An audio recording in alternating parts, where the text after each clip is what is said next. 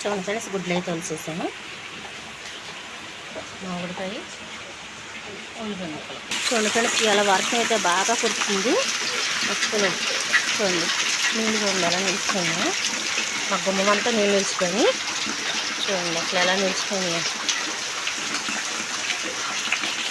చూడండి ఫ్రెండ్స్, గిన్నె పెట్టి స్టవ్ ఆన్ చేసి నెయ్యి పెట్టించాను.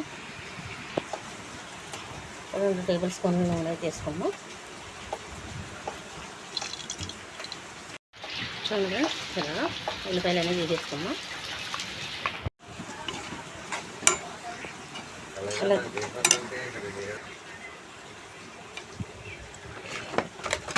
సాల్ట్ వేసుకున్నాం. ఒకసారి మూత పెట్టుకున్నాం. చూడండి ఫ్రెండ్స్, కూర ఒకసారి చూద్దాం. ఉల్లిపాయలు ఇంకొంచెం అయితే మగ్గాలి, కొంచెం మగ్గనిద్దాం. చూడండి ఫ్రెండ్స్, ఒకసారి చూద్దాం. ఇలా అయితే మగ్గింది, సరిపోద్ది. ఇప్పుడు మనం పసుపు వేసుకుందాం.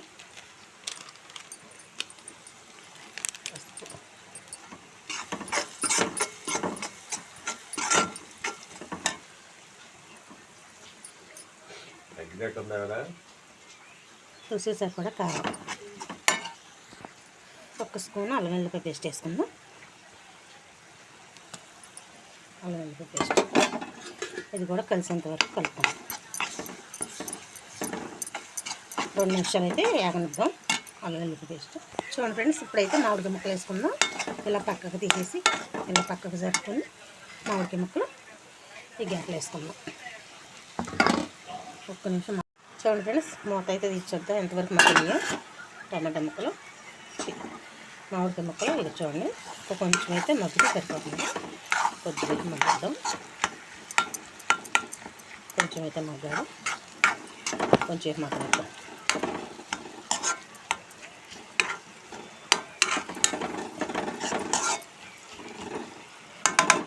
కొంచెం మగ్గనిద్దాం. కొంచెం 1 నిమిషం అయితే సరిపోద్ది. చూడండి ఫ్రెండ్స్, కూర అయితే ఎలా ఉందో చూద్దాం. ఇలా అయితే నూనె అయితే పైకి తేలిపోయింది. ఇప్పుడు మనం ముందుగా ఒలిసి పెట్టుకున్న కోడిగుడ్లు వేసుకుందాం.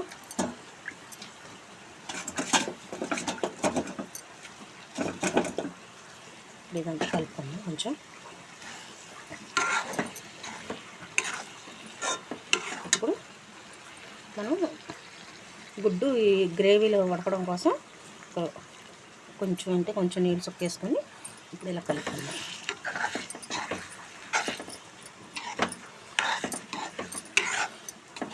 గ్రేవీ టేస్ట్ గుడ్డుకు పట్టి బాగుంటుంది. 1 నిమిషం 10 నిమిషం మనం మూత పెట్టుకుందాం.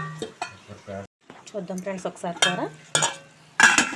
కూర అయితే నూనె తేలిపోయి కూర అయితే ఉడికింది.